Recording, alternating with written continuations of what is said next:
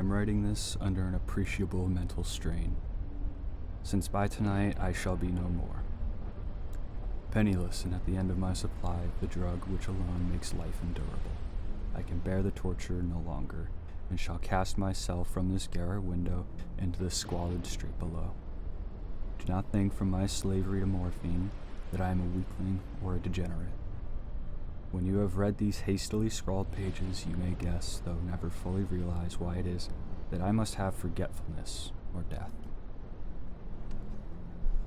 It was in one of the most open and least frequent parts of the broad Pacific that the packet of which I was supercargo fell a victim to the German sea raider. The Great War was then at its very beginning, and the enemy's navy had not reached its later degree of ruthlessness, so that our vessel was made a legitimate prize, whilst we of her crew were treated with all the fairness and consideration due us as naval prisoners.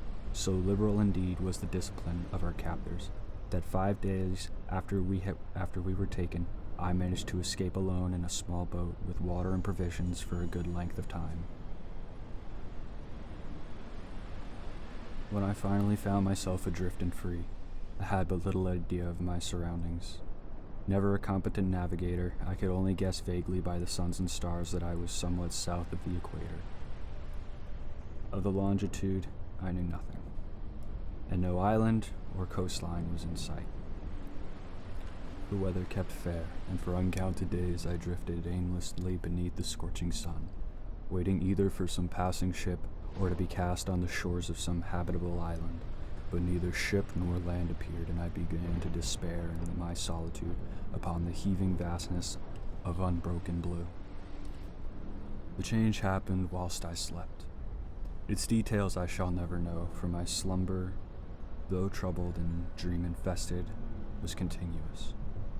When at last I awaked, it was to discover myself sucked into a slimy expanse of hellish black mirror which extended about me in monotonous undulations as far as I could see, and in which my boat lay grounded some distance away.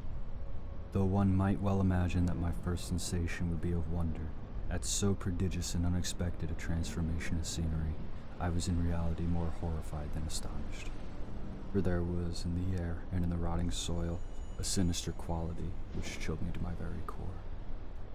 The region was putrid with the carcasses of decaying fish and of other less describable things which I saw protruding from the nasty mud of the unending plain. Perhaps I should not hope to convey in mere words the unuttered hideousness that can dwell in absolute silence and barren immensity. There was nothing within hearing and nothing in sight, save a vast reach of black slime, yet the very completeness of the stillness and the homogeny of the landscape oppressed me with a nauseating fear. The sun was blazing down from a sky which seemed to me almost black in its cloudless cruelty, as though reflecting the inky marsh beneath my feet. As I crawled into the stranded boat, I realized that only one theory could explain my position. Through some unprecedented volcanic upheaval, a portion of the ocean must have been thrown to the surface, exposing regions which, for innumerable millions of years, had laid hidden under unfathomable watery depths. So great was the extent of the new land which had risen beneath me, that I could not detect the faintest noise of the surging ocean, strain my ears as I might. Nor were there any sea fowl to prey upon the dead things. For several hours I sat thinking or brooding in the boat, which lay upon its side and afforded a light shade as the sun moved across the heavens. As the day progressed, the ground lost some of its stickiness and seemed likely to dry sufficiently for traveling purpose in a short time. That night I slept but little, and the next day I made for myself a pack containing food and water, preparatory to an overland journey in search of the vanished sea and possible rescue. All day I forged steadily westward, guided by a faraway hummock which rose higher than any other elevation on the rolling desert.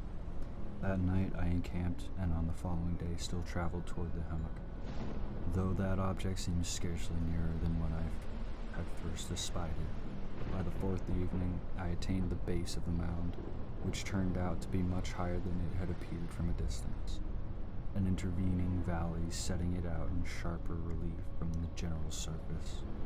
Too weary to ascend, I slept in the shadow of the hill. I know not why my dreams were so wild that night, but ere the waning and fantastically gibbous moon had risen far above the eastern plain. I was awake in a cold perspiration, determined to sleep no more. Such visions as I had experienced were too much for me to endure again, and in the glow of the moon, I saw how unwise I had been to travel by day. Without the glare of the parching sun, my journey would have cost me less energy. Indeed, I now felt quite able to perform the ascent which had determined me at sunset. Picking up my pack, I started for the crest of the eminence. I have said that the unbroken monotony of the rolling plain was a source of vague horror to me, but I think my horror was greater when I gained the summit of the mound and looked down the other side into an immeasurable pit or canyon, whose black recesses the moon had not yet soared high enough to illuminate. I felt myself on the edge of the world, peering over the rim into the fathomless chaos of eternal night. Through my terror rang curious reminiscence of Paradise Lost and of Satan's hideous climb through an unfashioned realm of darkness. As the moon climbed higher in the sky, I began to see that the slopes of the valley were not quite so perpendicular as I had imagined. Ledges and outcroppings of the rock afforded fairly easily footholds for descent, while after a drop of a few hundred feet, the declivity became very gradual. Urged on by an impulse which I cannot definitely analyze, I scrambled with difficulty down the rocks and stood on the gentler slope beneath, gazing into the Stygian depths where no light had yet penetrated. All at once my attention was captured by a vast and singular object on the opposite slope, which rose steeply about 100 yards ahead of me, an object that gleamed whitely in the newly bestowed rays of the ascending moon, that it was merely a gigantic piece of stone. I soon assured myself, but I was conscious of a distinct impression that its contour and location were not altogether the work of nature. A closer scrutiny filled me with sensations I cannot express. For despite its enormous magnitude and its position in the abyss which had yawned at the bottom of the sea since the world was young, I perceived beyond a doubt that the strange object was a well-shaped monolith whose massive bulk had known the workmanship and perhaps the worship of living and thinking creatures. Dazed and frightened, yet not without a certain thrill of the scientist's or archaeologist's delight, I examined my surroundings more closely. The moon, now near the zenith, shone weirdly and vividly above the towering steeps that hemmed in the chasm, and revealed the fact that the far-flung body of water flowed at the bottom, winding out of sight in both directions, and almost lapping my feet as I stood on the slope. Across the chasm, the wavelets washed the base of the cyclopean monolith, on whose surface I could now trace both inscriptions and crude sculpture.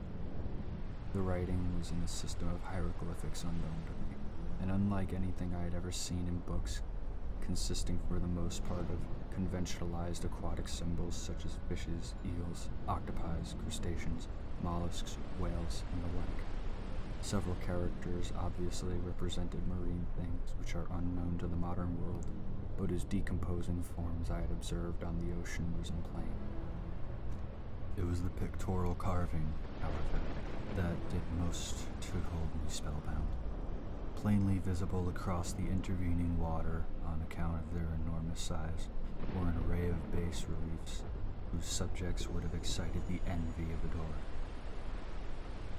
I think that these things were supposed to depict men, at least a certain sort of men, though the creatures were shown disporting like fishes in the waters of some marine grotto, or paying homage at some monolithic shrine which appeared to be under the waves as well. Of their faces and forms, I dare not speak in detail, for their mere remembrance makes me grow faint. Grotesque beyond the imagination of a Poe or a Bulwer, they were damnably human in general outline despite webbed hands and feet, shockingly wide and flabby lips, glassy, bulging eyes, and other features less pleasant to recall. Curiously enough, they seem to have been chiseled badly out of proportion with the scenic background, for one of the creatures was shown in the act of killing a whale represented as but little larger than himself. I remarked, as I say, their grotesqueness and strange size, but in a moment decided that they were merely the imaginary gods of some primitive fishing or seafaring tribe. Some tribe whose last descendant had perished eras before the first ancestor of Piltdown or Neanderthal man was born. Awestruck at this unexpected glimpse into a past beyond the conception of the most daring anthropologist, I stood musing whilst the moon cast queer reflections on the silent channel before me. Then suddenly I saw it. With only a slight churning to mark its rise to the surface, the thing slid into view above the dark waters, vast, Polyphemus-like, and loathsome. It darted like a stupendous monster of nightmares to the monolith, about which it flung its gigantic scaly arms, the while it bowed its hideous head and gave vent to certain measured sounds. I think I went mad then. Of my frantic ascent of the sloping cliff, and of my delirious journey back to the stranded boat, I remember little. I believe I sang a great deal and laughed oddly when I was unable to sing. I have indistinct recollections of a great storm sometimes after I reached the boat. At any rate, I know that I heard peals of thunder and other tones which nature utters only in wild and terrible moods. When I came out of the shadows, I was in a San Francisco hospital, brought thither by the captain of the American ship which had picked me up my boat in mid-ocean.